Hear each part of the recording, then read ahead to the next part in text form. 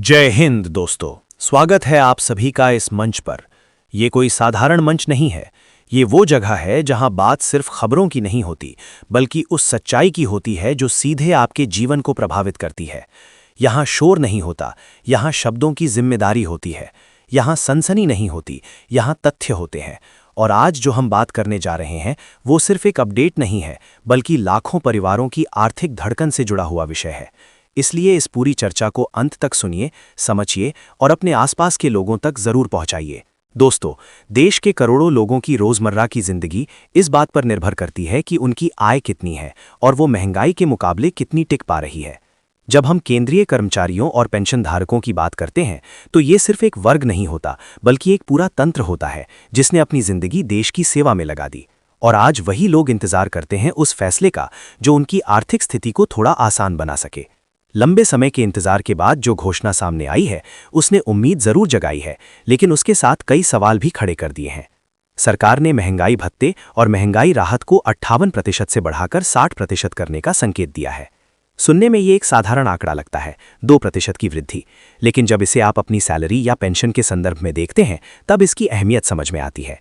ये सिर्फ 2% नहीं है, ये उस भरोसे का प्रतीक है कि सरकार महंगाई के असर को कुछ हद तक संतुलित करने की कोशिश कर रही है। लेकिन असली सवाल यहां से शुरू होता है कि ये बढ़ोतरी आपके खाते में कब दिखेगी। घोषणा होना एक बात है और उसका क्रियान्वयन दूसरी। अप्रैल का महीना चल रहा है और लोग उम्मीद कर रहे हैं कि इसी महीने उन्हें बढ़ी हुई सैलरी या पेंशन मिल जाएगी। लेकिन हकीकत थोड़ी अलग हो सकती है, क्योंकि जब किसी भी फैसले की घोषणा महीने के बीच में होती है तो उसे लागू करने के लिए विभागों को समय चाहिए होता है। फाइलें आगे बढ़ती हैं, अनुमोदन होते हैं, सिस्टम अपडेट होता है और तब जाकर भुगतान की प्रक्रिया पूरी होती है। इसीलिए ये पूरी तरह संभव है कि अप्रैल में आपको बढ़ी हुई राशि ना मिले, लेकिन इसका मतलब ये नहीं है कि आपका हक खत्म हो गया। इसका मतलब सिर्फ इतना है कि भुगतान थोड़ा आगे खिसक गया है और जब वो आएगा तो अपने साथ एरियर भी लेकर आएगा। सोचिए, अगर मई में आपको ये बढ़ोतरी मिलती है तो जनवरी से लेकर अप्रैल तक के 4 महीनों का एरियर भी आपको एक साथ मिल सकता है। ये एक तरह से देरी की भरपाई होती है और यही वो बिंदु है जहां समझदारी की जरूरत होती है। कई बार लोग केवल इस बात पर ध्यान देते हैं कि पैसा अभी क्यों नहीं मिला, लेकिन ये नहीं देखते कि जब मिलेगा तो वो ज्यादा मात्रा में मिलेगा। अब इस पूरे परिदृश्य में एक और महत्वपूर्ण पहलू सामने आता है और वो है पारदर्शिता और प्रक्रिया।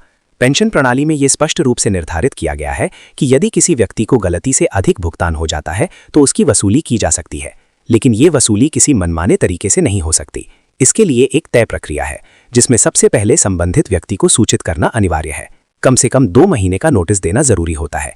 बिना सूचना के सीधे कटौती करना न केवल अनुचित है बल्कि नियमों के खिलाफ भी है। ये नियम केवल एक तकनीकी प्रक्रिया नहीं है, बल्कि ये पेंशन धारकों के अधिकारों की रक्षा का एक महत्वपूर्ण माध्यम है। अब अगर हम डिसेबिलिटी पेंशन की बात करें तो ये विषय और भी संवेदनशील हो जाता है, क्योंकि ये केवल एक आर्थिक सहायता नहीं है, बल्कि ये उस बलिदान की मान्यता है जो किसी व्यक्ति ने सेवा के दौरान दिया है। जब कोई व्यक्ति अपनी ड्यूटी के दौरान घायल होता है या विकलांग हो जाता है तो उसे 2 हिस्सों में पेंशन दी जाती है, एक सेवा के आधार पर और दूसरा उसकी विकलांगता के स्तर के आधार पर। महंगाई भत्ता इन दोनों हिस्सों पर लागू होता है, न केवल एक पर। लेकिन कई बार जानकारी के अभाव में या प्रशासनिक त्रुटियों के कारण पेंशन धारकों को इसका पूरा लाभ नहीं मिल पाता। यही वो जगह है जहां जागरूकता सबसे बड़ा हथियार बनती है। अगर आपको लगता है कि आपको पूरा लाभ नहीं मिल रहा है तो शिकायत करना आपका अधिकार है, और ये शिकायत एक निर्धारित प्रक्रिया के तहत की जा सकती है। शिकायत प्रणाली का निर्माण इसी उद्देश्य से किया गया है कि यदि कहीं कोई कमी रह जाए तो उसे सुधारा जा सके।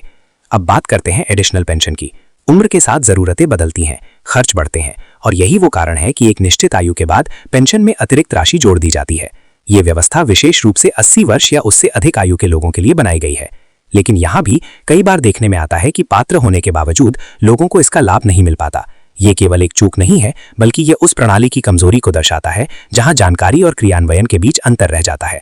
अब अगर हम कर व्यवस्था की बात करें तो यहाँ भी कुछ महत्वपूर्ण बातें सामने आती हैं। विशेष रूप से डिसेबिलिटी पेंशन को कर मुक्त रखा गया है, क्योंकि इसे आय नहीं बल्कि सहायता माना जाता है। ये एक मानवीय दृष्टिकोण है जो ये दर्शाता है कि ये राशि व्यक्ति की जरूरतों को पूरा करने के लिए है।